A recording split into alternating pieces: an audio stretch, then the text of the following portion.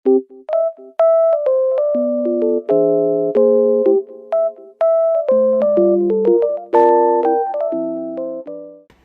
selamat malam. Selamat malam. Terima kasih atas kesempatan malam hari ini. Perkenalkan, saya Evina Septuahayani. Saya dari Fakultas Psikologi Universitas Mercu Buana Menteng, Jakarta. Terima kasih atas kesempatan malam hari ini yang berbahagia saya bisa bertemu saudara. Adapun tujuan saya yaitu dalam rangka memenuhi mata kuliah dari pengantar psikodiagnostik. Sebelumnya saudara biasa dipanggil siapa atau saya lebih senang dipanggil siapa? Dipanggil Karut ya, boleh. Baik. Eh, Malam hari ini saya sungguh sangat berbahagia dan senang sekali bisa bertemu dengan Karut. Eh, Adapun sebelum kita memulai sesi konseling, ada beberapa hal yang ingin saya sampaikan terlebih dahulu. Sesi ini akan dimulai 15 sampai 30 menit ke depan. Jadi jika saudara ingin izin ke toilet, saya izinkan untuk pergi ke toilet terlebih dahulu. Kemudian jika saudara ingin sebelum memulai sesi konseling, saudara diharap untuk menonaktifkan alat komunikasi atau merubahnya menjadi ke mode hening. Sesi konseling ini sepenuhnya menjadi milik Anda, jadi silakan untuk bercerita apapun dan eksplorasi pengalaman Anda terhadap saya. Di sini saya akan membantunya. Apakah ada yang ingin Anda tanyakan? saya ingin berkonseling di sini tentang masalah saya di SMA dengan teman-teman saya. Jadi beberapa pekan terakhir ini saya sering merasa kecewa, merasa eh, merasa ter terpin ter, apa namanya Masa apa? Apakah bisa terasingkan? ya merasa terasingkan, padahal saya sudah baik pada teman-teman saya, tetapi teman saya melihat saya sebagai saingannya, padahal saya pun di sini sebagai teman dia saling mendukung, saling support, tapi teman saya menganggap saya sebagai saingannya. Selalu apa yang saya bicarakan, apa yang saya kasih masukan kepada mereka, mereka selalu menganggapnya itu sebagai omongan saya tidak didengarkan. Baik. Jadi di sini Anda merasa terasingkan ya dari teman-teman Anda. Apakah itu sudah berlangsung sangat lama? Sebenarnya sih sudah lama, tapi saya baru menyadarinya akhir-akhir ini. Baik. Eh, Apakah itu dilakukan, menurut Anda, apakah itu dilakukan secara sengaja atau tidak sengaja? Sepertinya sih tidak, Mengapa Anda mengatakan itu tidak? karena saya melihatnya secara langsung seperti apa yang saya bicarakan, apa yang saya rencanakan, apa yang saya lakukan, mereka tidak menyukai apa yang saya berikan. Baik. Sebelumnya, apakah Kak Karu telah memberitahukan ini ke pihak guru? Tidak, bagi saya ini masalah pribadi, jadi saya tidak pernah katakan kepada guru saya. Baik. Menurut Kak Karut di sini, apakah teman-teman Kak Karut ini punya alasan tertentu mengapa dia melakukan tersebut ke Kak Karut? Mungkin karena teman saya tidak suka melihat saya yang seperti hidupnya, mungkin menurut mereka hidup saya lebih enak daripada dia, padahal aslinya tidak seperti itu. Mereka hanya melihat saya di sekolah seperti apa, tapi mereka tidak melihat saya seperti apa di rumah. Eh, Mengapa mereka awalannya seperti itu? Mungkin karena salah satu waktu saya lagi di sekolah, saya mengadakan acara, teman saya itu merasa saya si paling orang kaya, padahal sebenarnya tidak. Saya mengacarakan acara itu karena saya ulang tahun. Baik. Apakah waktu pas acara tersebut saudara mengundang teman-teman sekelas saudara tersebut? Mengundang, tapi mereka waktu saya ajak makan-makan tidak mengikuti apa yang saya acarkan di sekolah. Mengapa seperti itu? Dan saya juga tidak tahu, saya sudah ajak, tapi mereka bilang iya iya nanti gue ambil aja, bilang gitu, tapi dia nggak ambil sampai selesai acara. Berapa orang yang melakukan seperti itu yang tidak mengikuti acara Karut sendiri? kan saya punya circle 6 orang. Hmm. Berarti 5 orang itu yang tidak mengikuti acara yang saya buat. Ada 6 circle. 6 orang dalam circle itu, Ah. dan yang 5 orangnya itu yang tidak mengikuti acara saya, teman-teman saya yang dekat sama saya selama ini. Jadi yang datang ke acara Karut Satu kelas datang ikut. satu Saya satu mengacarakannya di dalam kelas. dalam kelas, baik. Berarti eh, dalam satu circle itu ada 6 orang yang tidak ikut. Selebihnya ikut. Iya. Baik. Apakah teman-teman Karut itu berjenis kelamin perempuan atau laki-laki? 4 orang perempuan, 2-nya lagi laki-laki. Menurut pandang Karut, sosok mereka tuh seperti apa di mata Karut?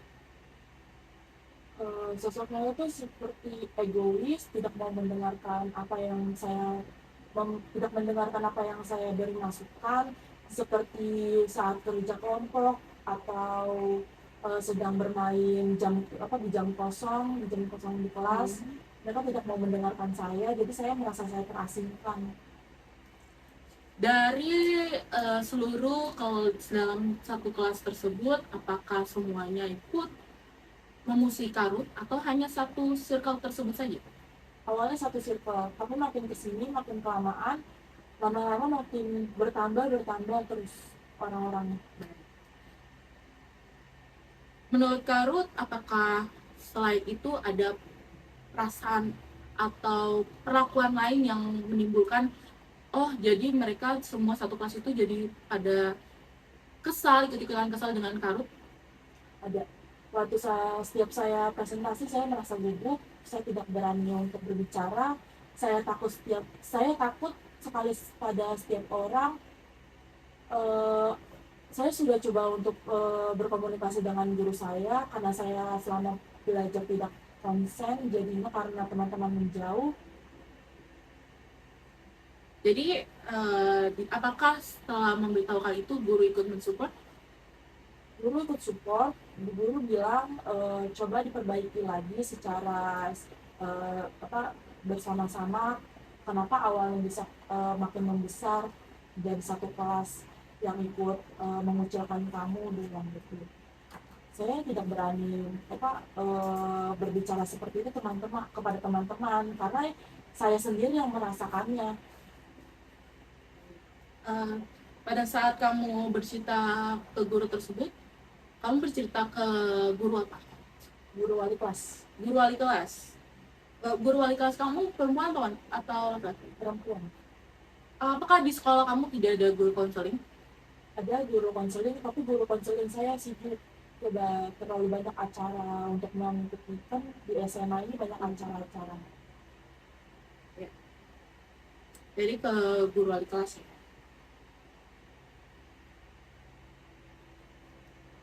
Jadi dalam sehari-hari kamu di sekolah, kamu merasa terasingkan, yang awalnya cuma satu circle, jadi seluruh kelas ikut mengasingkan kamu. Apakah kamu masih menyimpan dendam saat ini? Sebenarnya sih sudah tidak, tapi kalau misalnya ada reunian atau acara, kan saya baru lulus SMA nih Kak. Nanti kalau misalnya kayak ada cap 3 jari kayak kemarin itu, saya masih ada sih Kak rasa dendam atau apanya gitu, karena cukup lama sih, dari awal pertengahan semester 2. Kelas 2. Iya. Setelah kamu terakhir bertemu dengan mereka di acara cap 3 jari itu ya, apakah mereka menyapa kamu? Tidak. Apakah mereka masih satu circle? Masih. Apakah seluruh kelas yang datang pada saat itu juga tidak ngobrol dengan kamu? Jadi bukan satu circle ini bukan mendiamkan saya, cuman kayak kalau ada acara-acara mereka lebih mendiam aja. Kalau sapa-sapaan masih ngobrol-ngobrol biasa, tapi tidak seperti dulu kayak tawa, bercanda, main bareng enggak. Oh, jadi kalau hanya ngobrol, sebatas ngobrol. Kalau mereka ada acara, mereka tidak mengajak Anda gitu. Baik. Apakah itu menjadi problem Anda selama Anda di sekolah? Betul. dari permasalahan tersebut yang Anda rasakan sampai saat ini, perasaan Anda bagaimana? Rasa takut saya kepada orang-orang, jadi saya kurang bersosialisasi kepada orang-orang yang seharusnya masa-masa SMA saya menyenangkan, tetapi karena masalah ini saya kurang mendapatkan kebebasan seperti berbicara.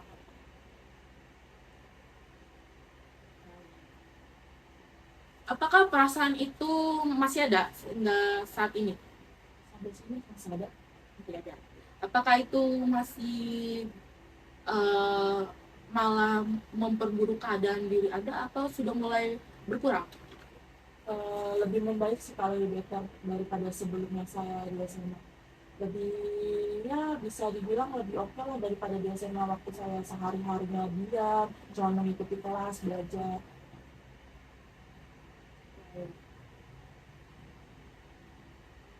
Kalau sendiri ya sekarang kegiatannya apa? Saya sebagai mahasiswa semester 1. Mahasiswa ya. Saat ini mahasiswa, jika Karut mahasiswa dan sudah mulai membaik, apakah menurut Karut pertemanan saat ini jauh lebih baik dari masa-masa SMA? Jauh-jauh lebih baik daripada SMA. Pertemanannya juga lebih saling merangkul, saling bersupport, sistem support gitu lah pokoknya. Jadi pertemanannya lebih baik dari sebelumnya. Apakah saat ini juga ada circle di dalam circle atau masih ada dalam bentuk circle? Pasti ada circle di dalam circle, tapi tidak seburuk di waktu SMA. Ini lebih circle-nya itu lebih circle pertemanan cewek-ceweknya, para cewek-cewek, bukan kayak main musuh-musuhan gitu. Jadi jika perasaan kesal itu masih ada sampai saat ini, sampai Anda beranjak jadi mahasiswa, seberapa kesalkah Anda melihat teman-teman Anda walaupun kalian sudah terpisah sampai saat ini? Kalau dipakai skala 1 sampai 10, seberapa kesal Anda? 8, 8 ya? Sebelumnya di waktu SMA itu mungkin 10.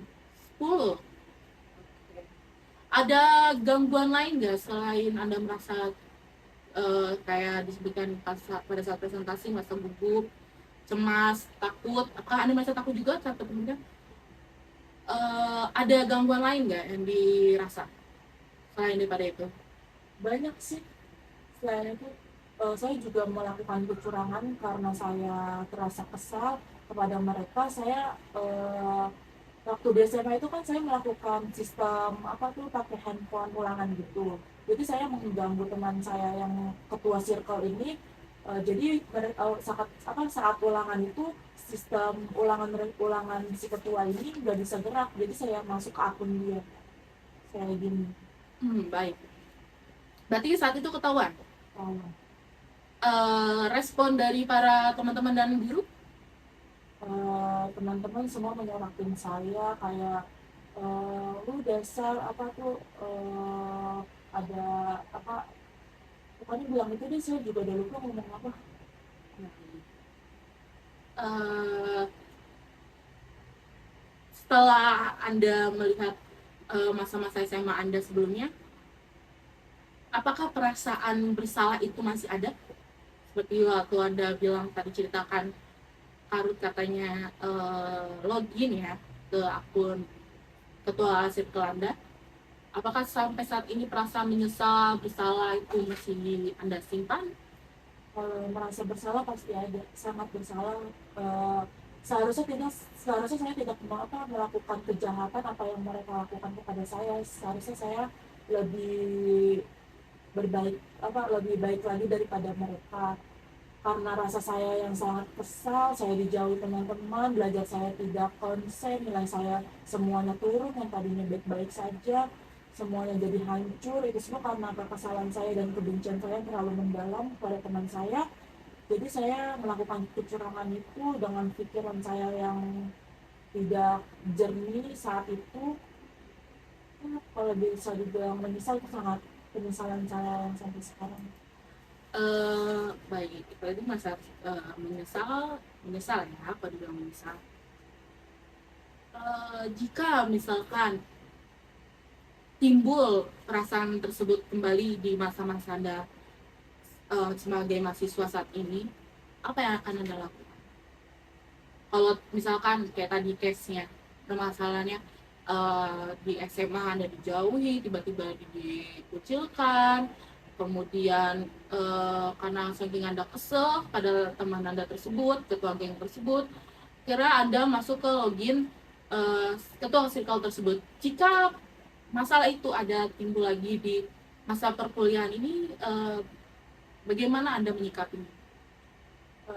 Mungkin saya tidak akan melakukan hal yang kedua kali seperti apa yang saya lakukan di SMA. Mungkin saya akan lebih sigap lagi, apalagi ini di masa kuliah kan.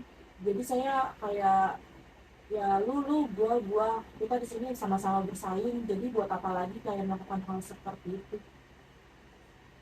Jika misalkan teman Anda tiba-tiba mengasingkan Anda di perkuliahan ini, bagaimana sikap Anda? Ya kalau mengasingkan ya saya akan berbuat apa yang mereka pikirkan, saya jahat atau egois atau apa yang seperti apa yang teman saya sangat pikirkan, saya akan mencoba merubahnya lebih baik lagi terhadap mereka. Kalau misalnya pun apa yang saya lakukan lebih baik lagi untuk mereka, ya saya mungkin akan mencari pertemanan di luar dari kelas saya. Apakah sudah Anda coba hal tersebut? Belum sih, karena belum juga terjadi seperti itu, masih baik-baik saja. Baik-baik saja ya. Eh, apakah diri Anda sudah mencoba ikhlas dari permasalahan sebelumnya? Berdamai? Sudah berdamai. Waktu perpisahan itu saya juga udah coba bermaaf-maafan kepada teman-teman yang saya lain juga sudah memaafkan saya, tapi mungkin dalam yang teman saya yang login ke akun orang lain ini mungkin ada rasa kesal dan benci kepada saya, tapi mereka sudah memaafkan saya sampai detik ini. Berarti apakah saat ini masih kontak-kontakan di sosial media? Tidak. Kalau di sosial media saya udah unfollow kepada mereka. Oke, info aja ya. Apakah itu menurut Anda jalan yang terbaik dan membuat Anda merasa damai dan nyaman? Bagi saya kalau tidak harus melihat sosmed juga sih, nggak usah ngeliatin dari ini. Oke. Tapi dari tidak ada pertemanan di sosial media itu jauh membuat Anda merasa lebih damai lah ya. Jadi Anda tidak lagi mengingat-ingat masa lalu. Apakah dari permasalahan tersebut Anda menyimpan trauma? Iya pasti trauma berbicara. Saya kalau presentasi buku ngomong berbicara buku, kalau saya beri masukan atau seperti saya dijadikan ketua apapun itu pasti saya menolak. Di mahasiswa ini juga saat Anda sedang semester 1 ini, apakah saat Anda presentasi apakah masih ada timbul perasaan itu? masih sering. Beberapa presentasi minggu lalu juga saya merasakan gugup sampai saya disuruh berulang-ulang kali. Dari presentasi tersebut, terakhir kali Anda presentasi, apakah menurut Anda itu sudah jauh lebih membaik dari masa-masa SMA? Lebih baik sih Kak. Waktu di SMA saya cuman kayak ngangong-ngangong doang, kayak ngejelasin pun kayak nggak apa yang ditaruh di PPT sama materi nggak nyambung ke otak saya, tapi kalau di kuliah lumayan masuk karena terus saya menghafal terus karena saya nggak mau ngerasain teman-teman saya nih kayak jatuhnya saya misahin teman-teman saya nggak mau ngerasain teman-teman di kuliah saya ngerasain di SMA.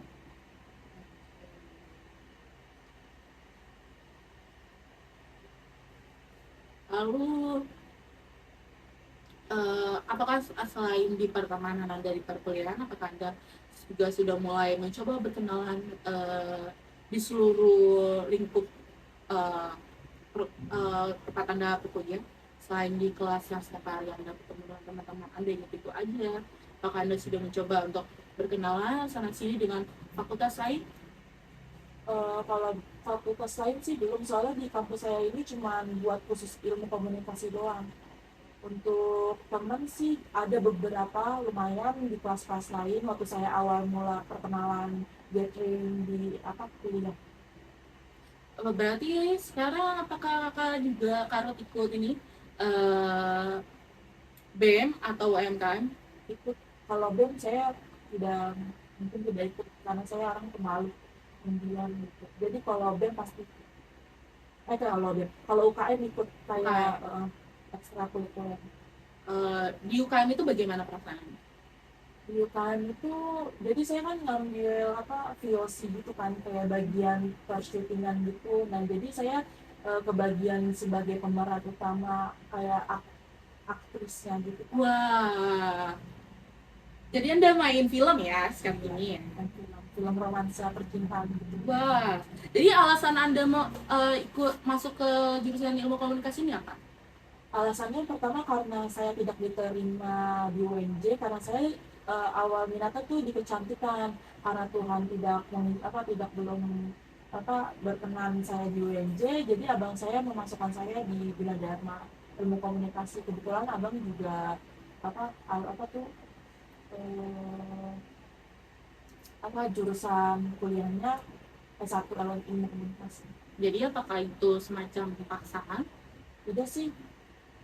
Jadi saya di sini ngambil ilmu komunikasi juga bisa melatih apa yang saya dulu rasakan tidak bisa berbicara di SMA. Jadi saya di sini diajarkan bisa. Nah, keren. Jadi ada perasaan damai, kemudian dari situ Anda juga mulai bangkit, mencoba untuk mengeksplorasi diri yang masa-masa SMA Anda tidak pernah Anda dapatkan. Kemudian di masa perkuliahan ingin Anda dapatkan kembali, yaitu Anda mencoba untuk mengambil jurusan ilmu komunikasi dan mencoba untuk lebih terbuka lagi ke teman-teman Anda yang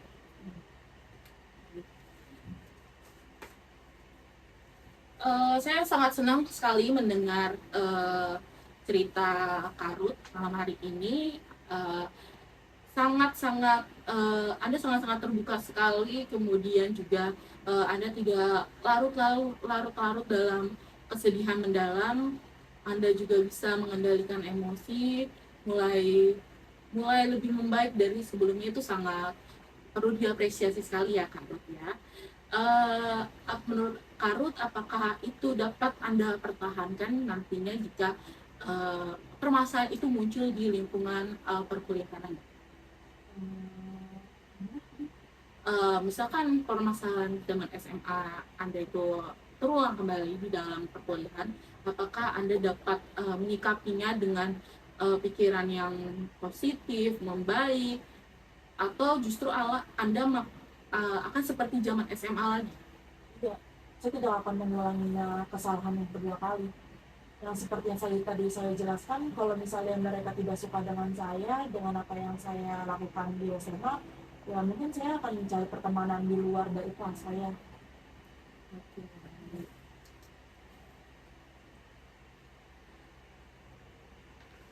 Jadi jika misalkan kakak mendapatkan masalah tersebut di permasalahan di perkuliahan ini, langkah apa yang biasanya bakalan Karut lakukan untuk menolong Karut terlebih dahulu? Saya akan berintrospeksi diri sendiri, kesalahan apa yang saya buat sehingga teman saya membenci saya dan menjauhi saya. Lalu saya akan bertanya baik-baik pada mereka, dan saya tidak akan mengulangi seperti yang di SMA. Saya langsung ngejudge orang ini karena mereka menjauhi saya juga ikut menjauh. Tidak seperti itu di perkuliahan. Saya harus bertanya dulu mengapa mereka menjauhi saya, apa alasannya. Apakah tiba-tiba uh, masalah yang seperti Anda login uh, di akun email yang bukan milik Anda, apa akan Anda lakukan juga di perkuliahan jika permasalahan itu nantinya ada? Tidak, pasti itu resikonya akan besar kepada saya, berdampaknya. Mungkin itu bakalan berlebih bermasalah lagi di waktu di SMA. Mungkin akan lebih kacau lagi. Jadi saya tidak akan melakukan seperti itu. Jadi menurut kakak perbandingan antara SMA dan perkuliahan ini perkuliahan jauh lebih berat daripada SMA ya? Berarti ada tanggung jawab sendiri dari Karut, karena perkuliahan ini menandakan bahwa Karut sudah jauh lebih dewasa. Jadi apabila Anda melakukan kesalahan, akibatnya nanti akan fatal. Oke, Karut, terima kasih banget untuk malam hari ini. Anda sudah mulai terbuka dan mengeksplorasi, bercerita tentang ketidaksukaan Anda yang Anda pendam selama ini. Jika Karut merasa permasalahan itu akan muncul lagi di masa perkuliahan ini, saya harap Karut lebih mawas diri, introspeksi diri, lalu tidak buru-buru menjudge, apalagi memaki-maki teman-temannya gitu. Benar sekali Karut mencoba untuk mengambil jurusan ilmu komunikasi ini, yang sebenarnya ini juga melatih emosional Anda, kemudian melatih juga diri Anda untuk jauh lebih berkembang dari sebelumnya. Seperti yang Anda sebutkan tadi, bahwa Anda tidak bisa berbicara di depan kelas, kemudian Anda mencoba masuk ilmu komunikasi, itu adalah salah satu bentuk suatu pemulihan diri. Itu betul sekali ya Karut ya, itu sangat diapresiasi sekali, karena langkah itu sangat tepat sekali. Kemudian jika misalkan Karut ngerasa tadi bilang masa-masa SMA dan perkuliahan itu sangat berbeda, harapannya di dalam benak Karut itu sangat-sangat dijiwai bahwa memang masa-masa SMA itu adalah tanggung jawab yang masih dipegang oleh keluarga, orang tua. Tapi kalau masa perkuliahan itu adalah pasti penuhnya tanggung jawab Anda. Maksudnya apa? Yaitu karena jika Anda melakukan kesalahan itu udah bukan lagi kayak zaman-zaman SMA, oke, diselaraskan aja, didamaikan aja antar murid dengan orang tua. Tapi saat ini kalau di masa perkuliahan yang Anda tahu, mungkin Karut tahu bahwa jika ada masalah di lingkungan perkuliahan, Karut nantinya bisa suatu saat di drop out gitu, atau nama Karut akan jelek selamanya seperti itu. Kalau Karut misalkan ada permasalahan seperti itu lagi, terulang kembali, langkah-langkah yang Karut sudah ambil seperti unfollow, tidak komunikasi lagi dengan mereka di sosial media, itu adalah langkah yang tepat dan juga menurut saya itu tidak egois. Itu adalah hal yang baik, karena apa? Itu adalah suatu proses pemulihan diri dari rasa trauma sebelumnya. Memang trauma itu akan selalu ada, tapi bagaimana cara kita untuk menerima hal tersebut. Kita tidak denial atau tidak menyangkal hal tersebut, kita menerimanya. Memang perasaan itu tidak enak diterima, jadi harus sangat-sangat luar biasa sekali bisa menerima rasa trauma tersebut. Terima kasih Karut untuk kesempatan malam hari ini. Senang sekali saya Karut sangat mengeksplorasi, bercerita dengan terbuka sekali kepada saya. Semoga kalau Karut ada kesempatan lain atau ingin konseling dengan saya sangat terbuka sekali. Jadi saya ucapkan terima kasih Karut. Terima kasih Kak.